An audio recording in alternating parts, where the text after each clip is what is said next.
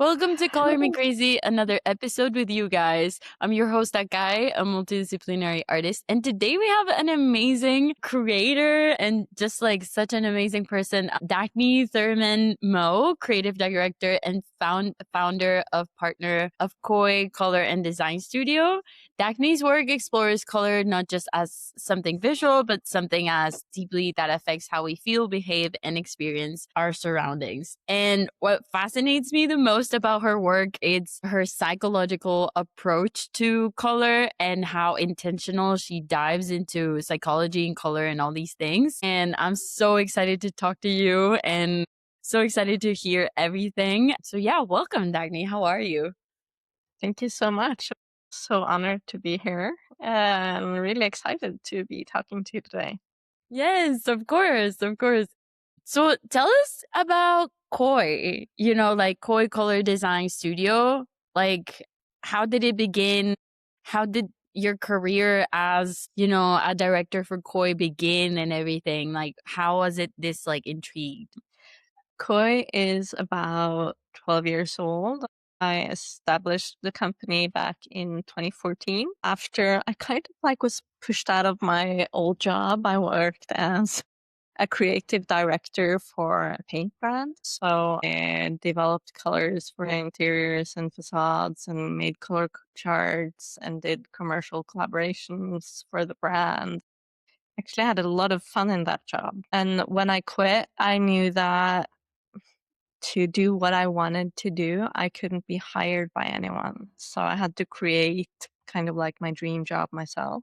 Hmm. So I just took a chance and dived into it. And it's actually been incredible. And the company made money from the beginning. So there was obviously a need for what we did or what we're doing. So yeah. But, I've never wanted to be someone who started my own company. So it's taken quite some time for me to learn actually how I want to work and, what kind of staff, that's the correct type of people to have with you, how many, and all of that has been like a really long learning experience. Yeah, I can imagine. But what we do is that we work with, I have a really great team of interior architects and architects, and we work with creating both interiors, I would say, where we deliver complete packages with everything from, the interior design to floor plans to furnishings. But we also do architecture like facades on big buildings. So we work with, I would say, everything from small cottages to extremely large building complexes. Wow. And our focus is always on color. So color is like the core of the business, and we do kind of like complex concepts that are always extremely goal oriented. So we use a lot of research and we use history, and we try to, find out how color can help this room or this building in working as good as it possibly can. So Wow, we that's want to, I would say, create effective human friendly spaces.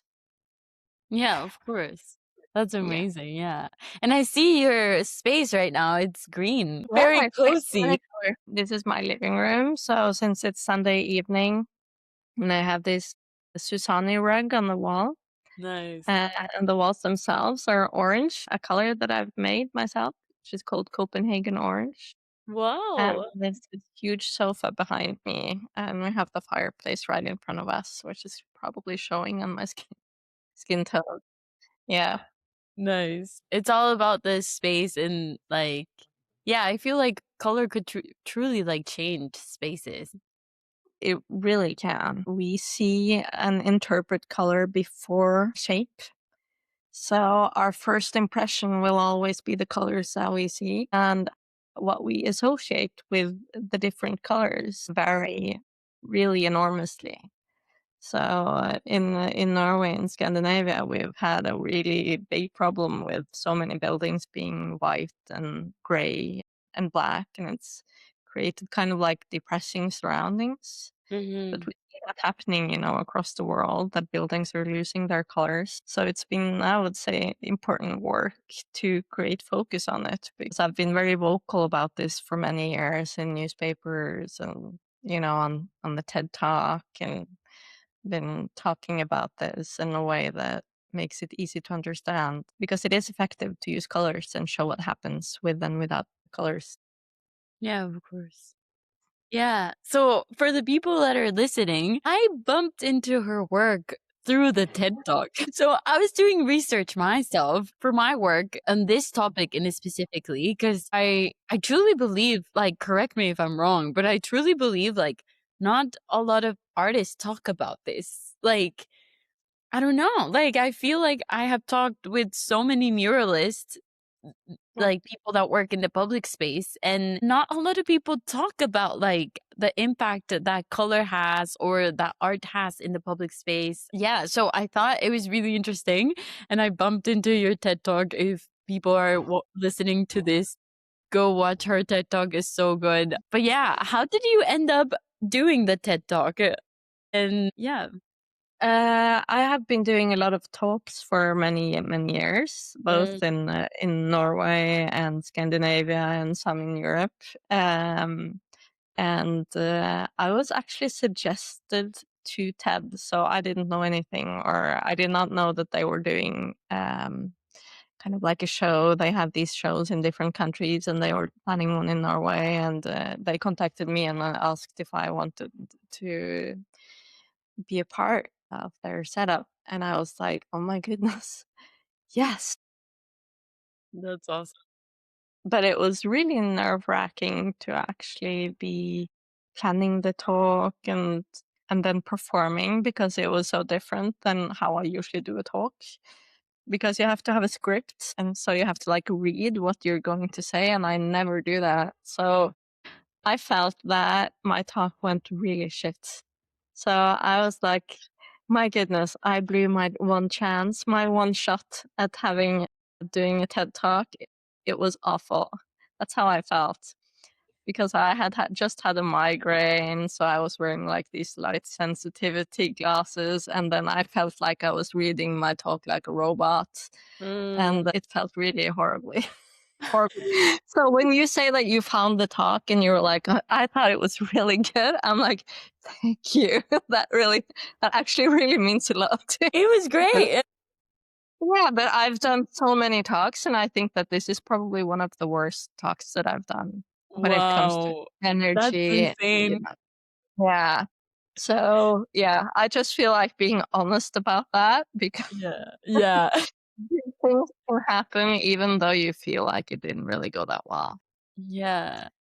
So I was gonna ask, so you were working in this other job, and then how did you get this idea of like, ooh, like there's something here, I want to do my own business. Like, I see how color can really change space. And like, yeah, what was the moment that you were like, oof, like, I need to do this, like, what was the drive or what happened?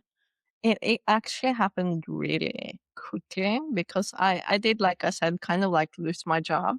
So I got, like where you get this, we call it sluttpakken. You get like some lump of money to quit. Mm. Yeah. So I got like, I think it was like 6 months pay or something. Okay. And I was like, okay, so I need to figure out what to do. I have no idea where I want to work or who I want to work for. I know that I want to continue working with colors. I know that if I choose a job for a different paint brand, I will probably be able to work with creating colors for facades and interiors, but I really want to make the color concepts as well. I want to create the palettes myself, and I also want to do products, and I also want to um, do the interior design for institutions. I want to work with schools. I want to work with hospitals. I want to work with people's homes. I want to do a bit of, and I want to write a book.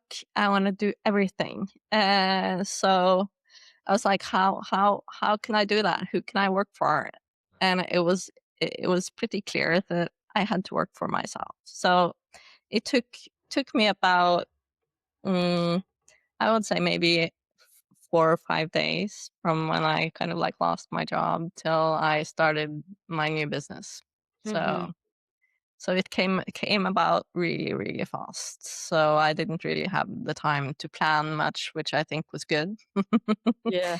I just threw myself out there, and it happened to work. So I was. It's actually been crazy because everything I wanted to do, I've been able to do. So I've done all of the projects that I dreamed of when I started the business.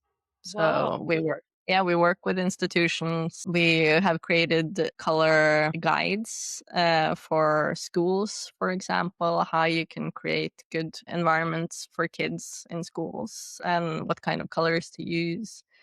We've worked on retirement homes. We've worked for Mm. very many different types of institutions. We do office spaces, and we've developed actually a lot of colors for products as well. So pavement stones, for example, kitchens, door, wallpapers. We have our own wallpaper collection. We have our own paint collection. So it's been really crazy to be able to, do or affect how people use colors in so many ways. And, like you said, art is such an important part. So I'm not an artist and I don't consider what we do art, but we work with artists. So it's always important to me to collaborate with an artist whenever I can. Mm-hmm. So we use them or we collaborate with them in school projects, for example, and also in private homes. And my dream is to get more art onto modern facades, for example. Yeah. Yeah, so I love the idea of collaboration. So when we work with the big architectural projects, for example, we always collaborate with an architect and a builder, which Mm. is really wonderful. And we really um, want to get the artists back in creating facades. It was much more common 100 years ago than it is today. And I'd really love to see more art Wow. back on, yeah, modern That's buildings. interesting. Could you tell us more about that? Like, 100 years ago, it was more common? Yes, 100 years ago, or maybe 130 years ago, like end of the 1800s, for example, and backwards, building facades had more ornamentation, Mm. and they also had murals. Some of them, they could do like these plaster ornaments, or you had paintings on the facade. You could have really elaborately painted tiles, for example. And this was a really close collaboration between the architect and the artists. Yeah. And a lot of that has disappeared in modern times. And I really think that we need to get it back. So we need that collaboration and that link between the architect and the artists to be much stronger than it is today, because I would think that it would make our cities more beautiful and it would make architecture more interesting. And there's so much to win when we have artists more present in everything that's created. Yeah, of course, yeah. Yeah, it Yeah, makes sense, like, I don't know, like, all these, like, old buildings or, like, Milan or, like, all these beautiful cities, like Florence, yeah. like yeah, like, these fachadas, like, facades, they're just, like, gorgeous, like, you could just, like, stare at them, like, the whole day. I know, but there are. I'm trying to remember the name. Uh, I think there's a university. Yeah, have you seen? It's called the Autonomous University of Mexico, UNAM. Yeah? It has a really amazing facade. It's not traditional. It's a Diego Rivera mural. Mhm. Yeah, of course. It's just such an amazing facade. Yeah. Just an example, this is more modern architecture, but I think it's a really great example of how spectacular something Yeah. can look if you involve. and artists Mm. in the development of the facade. Because Yeah. this is all bricks and tiles, right? This mural. Yeah. It's crazy how, like, I wonder why exactly did that disappear? Like, it was just more modern, but nowadays, but why? Why exactly? Was it like, is it like less expensive or I don't know. It is definitely less expensive than creating that particular facade Yeah. because it's so complex. I think that Albert Loos wrote this piece like 100 years ago where he basically said that ornamentation is a crime. Mm, And that's been a really important kind of guidebook for the contemporary architects. So we see that all ornamentation and pretty much all art has disappeared from the modern facade. And I think that it's gotten, I would say, worse the past 20 years, where architecture actually across the globe is looking more and more similar. It's kind of, we've ended up with a generic look for buildings yeah. where the local heritage and history has disappeared from architecture. And I think that's really sad because, I mean, every part of the world has so much wonderful art and history and use of color and materials that are really specific for that region or that country. I think that it's time to, bring it back, to work with colors and materials and pigments that have local relevance and bring back the local artists and developing the facades. And it's something, I think, that kind of helps architecture become more human friendly in a sense. When they're too boxy and generic looking with the grayscale and everything, and then research shows really clearly that those kind of environments aren't really good for us, and that we get less curious, less interested, and also less happy in these grayscale environments. So to bring back the art and the colors and the local integrity and history is so of great importance. And I also think that when many cities become more and more similar, the reason to be there also decreases because you can get pretty much the same somewhere else. Mm, And you lose the sense of pride in your local community, for example. So we also see that with colors and art, the pride returns and the sense of belonging returns. So there's just so many factors that are really, I would say, heavy weighing and should be heavy weighing when we decide on how our society and how our communities and places and cities are to look. yeah. Yeah, that's so interesting because, I mean, if you look back, we come from nature, right? And then we're surrounded by all these beautiful colors all the time. And then we just live and work and go to school in these like black and white places. It's insane. It's so sad. And then and again, if we go to research, there's actually more and more research showing that something called biophilia is very relevant when it comes to creating environments that humans thrive in. Mm, And biophilia, it's like a theory that says that humans feel better and function better in environments that remind us of nature. And it's actually proven to be correct. So, research shows that environments, both indoors and of course outdoors, that has green plants, for example, makes us function better. Also, natural materials. So, if we can touch natural wood, for example, our pulse lowers and we get more relaxed. We get less stressed if we can, this is kind of woven surface. When I touch this, it makes me relax. And it's the same for you and everyone else. Or just a plank, something made of wood, natural materials, while steel and glass increases our pulse and stress levels. which Wow. there's a lot of in modern society, So if you touch a glass plate or a steel facade, your pulse will increase, That's insane. right? And it's used everywhere. That's so crazy. It And I'm also irritates. thinking, I mean, you mentioned like that you have worked also in schools and hospitals. I'm Yeah, so curious about those two environments because, like, I mean, schools is just like kids, and it's like really early education and it's their environment like most of their day.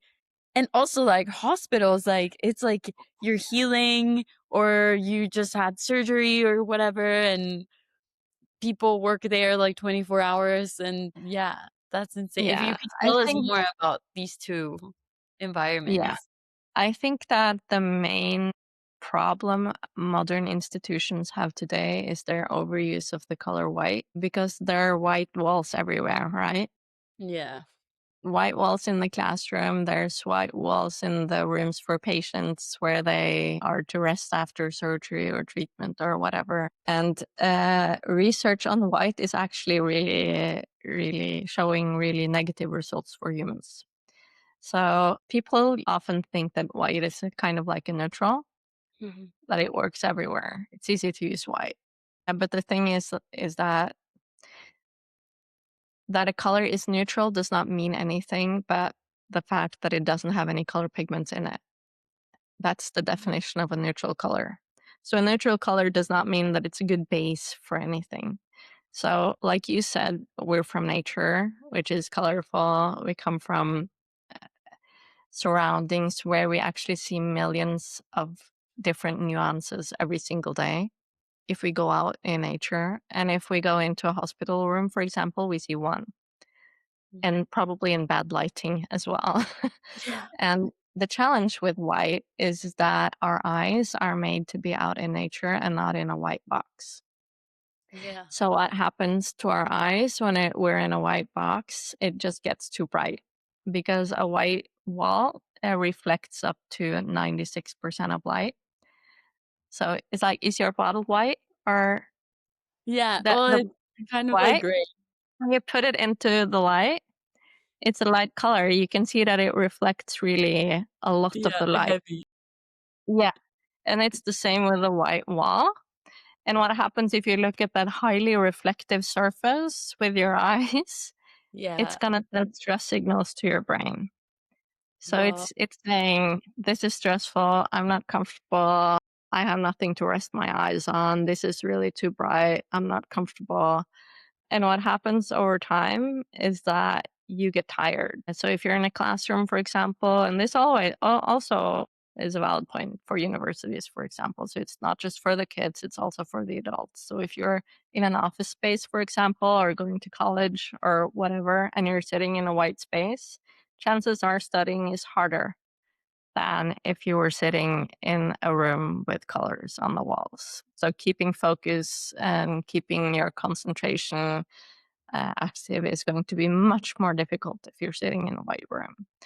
And mhm. what white also does, which research has showed, is that it increases your cortisol levels. So it increases your stress levels, which is the worst for a patient in a hospital, for example. Yeah. You do not want to feel stressed and you do not want to feel unsafe, for example, which we also know is a result of the white, sterile hospital environment. And also for mental institutions, we know that white is the absolute worst colors for patients that are struggling with their mental health. There's actually even a torture method called white room torture, which the Iranian regime is using. And white room torture is basically putting your prisoner into a white room with white light, serving them white food from a white bowl, wearing white clothes. Pretty much everything is white. And it really takes a very short amount of time to break down these victims mentally. So it's considered a specifically cruel torture method. which is Wow. the same that a patient in a mental health hospital will get when they're put into isolation, for example. Yeah. So it's really absurd to me that people aren't, I would say, calculating or trying to Aware? Like being aware of what this costs us, because we're creating environments where we're less efficient. For example, we have problems focusing and concentrating at work, at school, wherever we're being, and we're also creating spaces for the weakest people in our society, in schools and mental hospitals and mental institutions, where research has shown that these white spaces are delaying reconvalescence, which is, the time it takes to get better. It yeah, gets delayed by the white walls. So, that's crazy. that's today's society. That's so insane. So I Yeah. wonder, let's say if like there's like a white room, but there's a lot of windows and a lot of nature outside. Do you Yeah. think like this could like balance it out, you know? Like maybe a classroom and it's just like full of windows and really beautiful natural light. Do you think like it would like balance it out? I don't know. It depends. I'm guessing that it would work. Research has also shown that before, or especially for hospitals, if the patient can look out the window and look at nature, that helps. So Yeah. we know that that helps if you have a kind of like connection to nature. To We nature. also know that, yeah, we also know that artwork helps, for example. So if there is a problem with these big white walls that has high light reflection, you can cover them with our books, for example, bookshelves. You can take measures to decrease the effect of the white walls, Yeah. which I would assume is easier in, for example, a classroom than it is in a hospital room. So you can't put in a lot of stuff in a hospital room or a patient room in a hospital. So it's a Yeah. bit more challenging in those spaces. You have to be more careful with how you kind of like curate the space, because it needs to be hygienic and, safe for people with that are, prone to getting sick. We need germs to be out of the picture. So dirty old books may not be a good idea. For Yeah. example, one classroom, it doesn't really matter because everyone are healthy and Yeah. can stand normal germs. Yeah. So, but we know that art is really important in hospitals. So both color and art. Yeah. Get in art wherever we can, because we know that it has such an important effect on the well-being and of people. Through art often triggers curiosity, Mhm. which is a very important feeling to have. And also to wonder is a really important feeling. So curiosity and wonder, we often see that art has that effect where you feel like you have to understand what you're seeing, you're curious about details here. What can we find if we dig into this photo or no painting, for example. So there's a lot of research backing up the importance of art. So we have kind of this list of what is important in a space. And we often begin with, the floor plan. The floor plan has to be efficient and good. And often we see that these institutions often have good floor plans. So that's something that's a demand that's met. And then we have to have good furniture. So we need the furniture to make people feel safe, which is often important. This is often not the hospital furniture, for example. It looks like office furniture. It Mm. doesn't look friendly at all. Ye It also feels very sterile, and it doesn't have to. And then we have green plants. We know that that is good for the feeling of both safety and also sickness. Not for the sickest patients, of course, but if you've broken a leg, to have be surrounded by green plants is very healthy.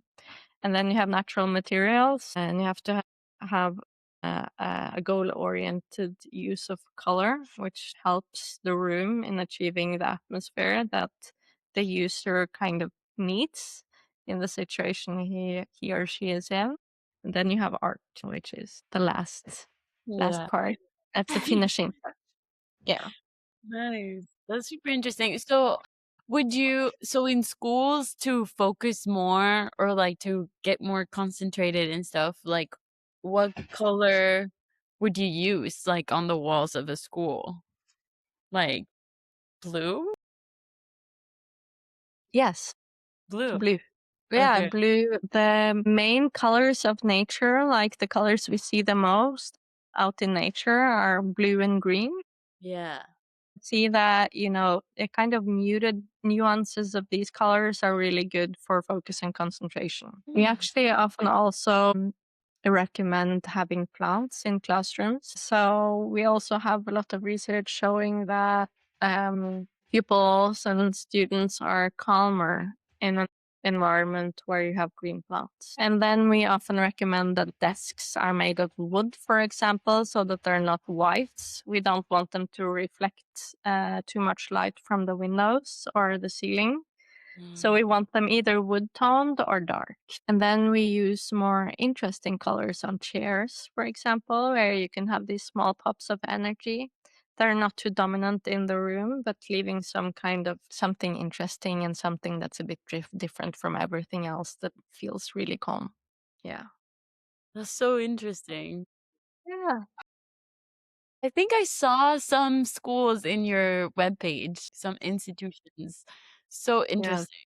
Yeah, that's insane. My A school lot of was all white, like, but most of schools, like I know, and I really don't understand why we've yeah. ended up with that because it's like I said, it's really hard on focus and concentration, and it can also give you a migraine, and headaches, and Do you you know, think, like, maybe in architect school, they should, like, learn about this? Because, I mean, it's I mean, some yeah, like, it's architectures that end up building all these massive offices or whatever, and, like or is it the interior designer mostly? I think sometimes the architect do the colors for the interiors, and sometimes it's the interior designer. But I would say that both of those type of educations are lacking color. Yeah. Competence about color. And I know that it's a problem in Norway and it's a problem in Scandinavia and it's a problem in many, many countries that architects actually don't know anything about colors anymore. So Yeah. there's been, I would say, the last generation of architects do not know much about colors at all. They don't Yeah. know the difference between a facade color and an interior color. Yeah. And that results in when they do use colors, they don't really know how to use them. So they try, and it can end up look horrible, looking horrible. And that's when I think that that's where they need to start collaborating because the job of being an architect, for example, today is it's a really complicated job with you have to be on top of a lot of things, and color is often an afterthought. Mm. So we need to be like a really important part of the planning. And we're actually starting to get there in many projects in Norway where we start with colors maybe even before the building has been designed. So you do an analysis of the immediate surroundings, for example, for where the building is going to be. And you're finding out, like, okay, these are the colors we see have been used historically in this neighborhood.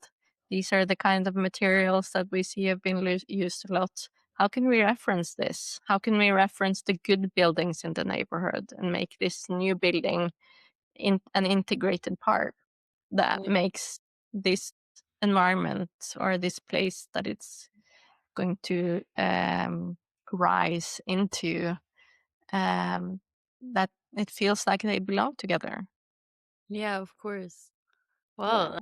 that's insane. Like, choosing the color palette before even like that's so cool. That's so cool. Yeah, and that's because we need the architect to design a building where it works to use the colors and materials that we have suggested for the project. Mhm. Yeah. And well, for the people that we don't know exactly, the colors that are on the facades? Facade. Yeah, Facades yeah.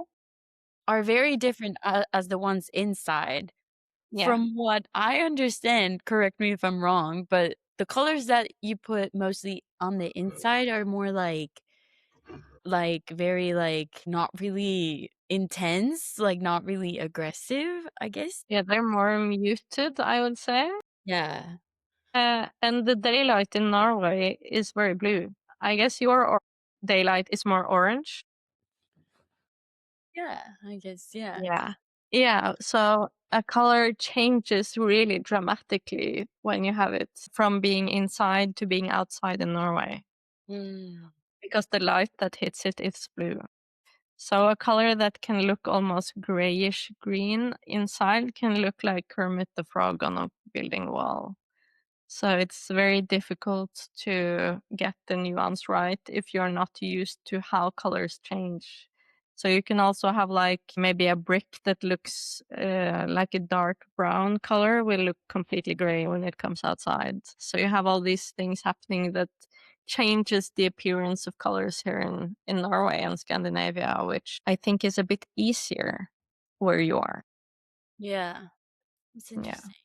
Yeah, like how color also the hues and the saturation really changes throughout the day. That's super interesting. Yeah. That's insane. Yeah.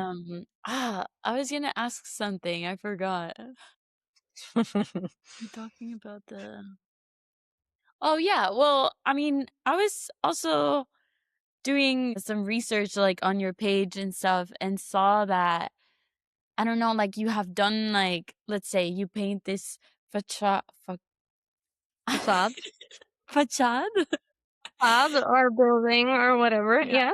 You paint this building, and Yeah. then you do the whole study of, like, how people live there after and before, and how really it changes their mood and the community and stuff. If you could tell us more about those type of studies and how do you do those studies or how do you show the yeah, like how do you do that? And also like talking a little bit about like the famous study that I think is called like the broken glass, the broken window or something like that. I'm not sure. There's, like, a study that they do that there's, like, less vandalism and less, like, graffiti when there's, like, a lot of color on the building or, like, and it really, like, changed That yeah. is true. We actually worked with some row houses in the city of Oslo, in the Mhm. city center, and they used to have like this pale brown diarrhea colored facade where all of the units had the same color. So the whole building looked like beige, like diarrhea. Yeah. And the owners, these were actually kind of high priced homes, Mhm. exclusive homes. But the homeowners had problems with the facades getting tagged and getting graffiti on them on a Mhm. weekly basis. So they had to paint over graffiti, and then the next day they would have more graffiti on their walls. So they were like, can you please help us with doing something with the colors? Because this obviously isn't working. And we think that the color is the main issue here. So we actually had really little time to make a new color palette. And these were, I think there were five different homes, five or six different row houses next to each other. Mhm. And we have created these new palettes. And this is about 6 years ago. And we made one palette for each home. And each palette had like 5 to 7 colors in it. So there were quite a lot of different colors, but this was, modern architecture that had kind of like, I would say, a lot of interesting details in the facade that we could enhance by using colors. So now it went from looking like one big diarrhea colored building to like 6 small homes Mm. with different colors. And we did our analysis of the neighborhood, looked at what kind of colors were used in this neighborhood, which is kind of like a colorful part of Oslo with old buildings in it. So we took colors from the neighborhood and did our interpretations for these facades. And also we used some modern colors that are, relevant for today. Hold on. Lick the net. Lick the net.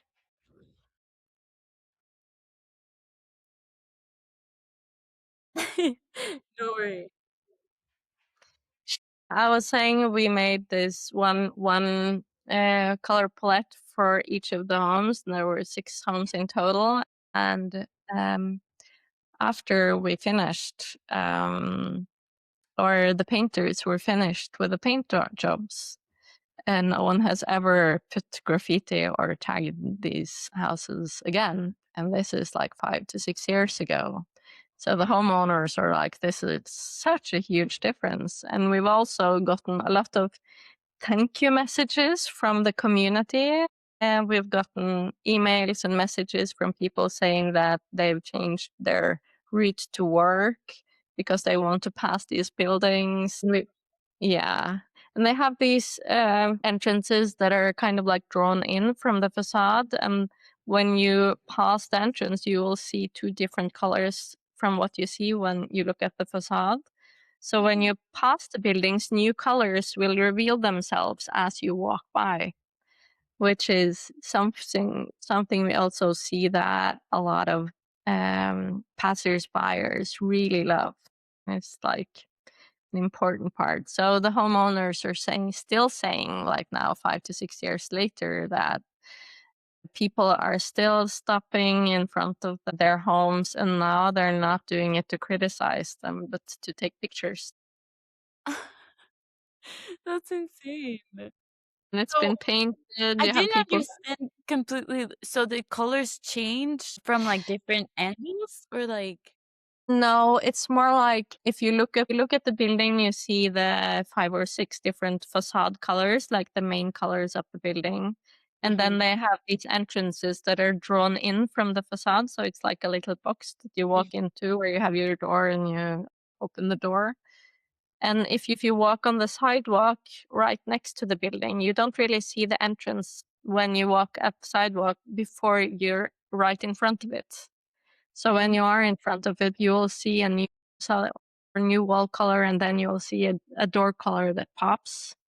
So the yeah, door colors are bright and cheery. So it's yeah. exciting to walk past. Wow, that's beautiful. Yeah, that's Yeah. amazing.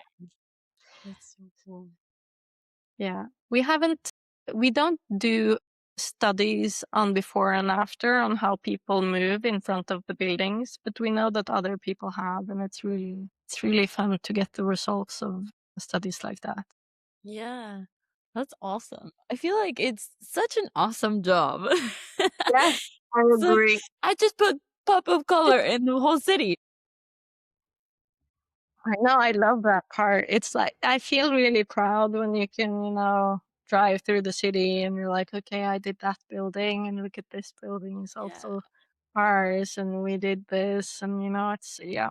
I'm very, very proud because it's big structures, it affects the people who are surrounded by them. yeah, yeah, So it's it's insane. really yeah, it's really an honor to be able to or to be allowed to even do that. Yeah, So there's a lot of different types of we have a lot of different types of clients. So it can be like we can work on a single home for a private person. You can have more of these apartment buildings where there's a board that hires you.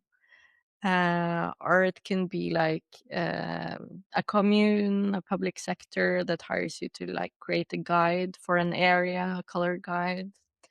Or it can be like an architect that's working on a project and they want an expert in creating the right colors for the project they're working on. Or we can have a builder who wants us in. So we work with several builders where we have really close relationship, and I've worked with several of their projects, yeah, which is really that's fun. awesome. Yeah, and talking also about like offices, I feel like I was talking with a friend the other day, and in winter, time changes and whatever, so you go in the office and it's dark outside. And then you Yeah. come out and it's dark outside. And Yes. she was trying to implement this like lunch area like outside in the office, like create kind of like forcing people to be outside in the sun, like have like a sun bath or something. Um and we were talking about this and she was like, I didn't realize it was so important for me to at least like be outside and see the sun and da da da. And I was like, yeah, it's insane how we live sometimes. You know, we don't even realize that maybe just like 5 minutes under the sun could really make an impact for you. And it's kind of the same with like color, you know, it's we're blocking or like our whole lives are just like really like black and white lately. And these past few years, I feel like cities have, like you said, like have become like really black and white, and it's just insane. Like it's insane. But Yeah. I think that your friend is really onto something. And I mean, in Norway, we have a really many people get winter depression during Mm. the winter because there's so little light. I mean, the sun comes out at 9 o'clock and at 3 o'clock it's gone again. And what your friend is, trying to force her colleagues to doing with, being outside in the sun for 5 minutes can actually Yeah. really matter in Yeah. people's lives, how they're feeling. And I think that it's important to be aware of the fact that colors are light waves. You Mm. cannot have colors without light. And during the winter, at least in Norway, we really lose a lot of the warm colors, the ones that you see behind me. So we're Yeah. in the deep winter here now, and the daylight here gets, even bluer. And it gets very, very blue during the whole day. And all of our nature gets completely gray. So when we look at the facade colors that have been used in Norway for the past 100 years, it's predominantly nuances of yellow and red, which are warm colors. And they're the colors that have, the longest light waves. Mm. Yeah, so they're the colors that we feel give us the most energy. So the sun feels orange, right? Or yellow or kind of warm in a sense. Sunlight is actually white, but it feels like it's yellow. And it Yeah. feels more orangey in a sense. So that's a color that's, to be surrounded by those warm colors are really important for us all over the globe. I mean, you're luckier to have more of an orange daylight. While it's really important to have those warm wall colors in the Nordic region. Yeah. Wow, Yeah. that's insane. Yeah, that's Yeah, we're insane. deprived of color. Yeah. I feel like also, I mean, I don't know, when I was in Berlin, I mean, I was there in the summer, and Berlin Yeah. gets really, really dark. Like, on winter, it gets, like, really bad, and I was telling a friend, like, she was Latina, and I was like, I guess, like, we us, like, warmer countries, I guess, that we're like, most of our year is just, like, more sunny. We Yeah. can't live, like, in these places, like, there's no way, like, I was like, "How do these people do it?" Like like, I just actually I used to have a colleague, an yeah. interior architect working for me who was from Argentina. Mhm. And she was really struggling during winter. And for her, it was so important to, just go out skiing during the day and just be outdoors as much as she possibly could. But Yeah. she also struggled. But I mean, for her, it was like, as long as I can ski, I'll be fine. But if Yeah. there's no snow, I am going to die. Oh Uh, god. then I need to leave. Then I need to go to Argentina or wherever to just get some light. Yeah, it's a and then when it gets cloudy here, for example, like, at least, like, 3 days cloudy, I'm like, "Jesus, like, I need sun, like, please." Yeah, I go crazy. yeah, that is how very many people feel when our surroundings are gray. So, Yeah. with white, it's like you lose focus and concentration and you feel less safe. But we know that when people are surrounded by gray over time, you Mm. feel depressed and you can feel more lonely, for example. Or if you're in gray surroundings, you will be less interested in your surroundings. And it's we see that the effects of being subjected to too much gray is very unhealthy for mental health. So we know that the levels of schizophrenia, for example, is higher in cities that are predominantly gray with little nature, where they do not have many parks, for example, or just trees on the streets, is extremely unhealthy. So we need those colors in our cities all over. So it's Yeah. super important. So that, and I think the reason for why you feel low after 3 days of clouds is because, and this is a fact, that when you are depressed, like clinically depressed, Mhm. your eyes cannot see as much color as when you're not depressed. So What? yes, your eyes get like a gray veil over them. So all of the colors look more subdued. No way. So when you are in a gray room or in a gray building or surrounded by gray buildings outdoors, or if it's cloudy, your brain is getting signals that it's depressed. Wow. So over time, that can have really unhealthy effects on your mental well-being. That's so crazy. Ah, It this is, right? conversation is so good. This conversation is so good. Like mine. That's insane. And Yeah. well, I mean, this conversation, I feel like we could go on and on and on and like keep talking about this, but we need to end up the episode. But I wanted to ask, talking a little bit about the future, you mentioned you wrote a book? Yes. Yes. That's awesome. Book, it was called Color to the People. Wow. And it was about how we've used colors for the past decade and a half and why we need to change it. So it was all about how we use colors in our homes, in our institutions, on our buildings, on our cars, which is awful, and, on what we wear. So, and at that time, I didn't have very many examples of contemporary architecture with color. So I Mhm. photoshopped it.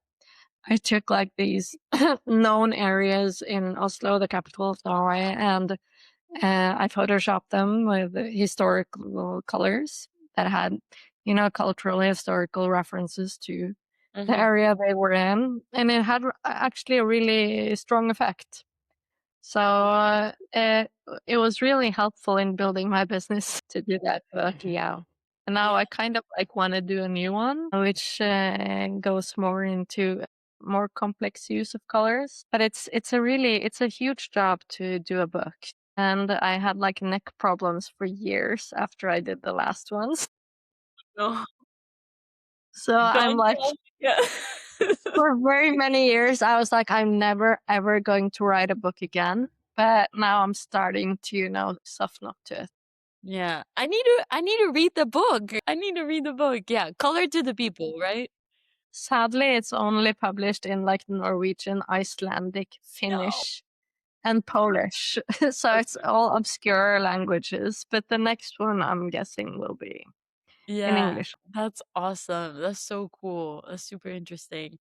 And Yeah. yeah, I was gonna ask, like, how do you see your business growing, Koi Color and Design Studio, like, growing to the future? Or like you said you have done a lot of like talks, and how do you wanna keep like showing the world and keep like spreading the word that color is super important and stuff?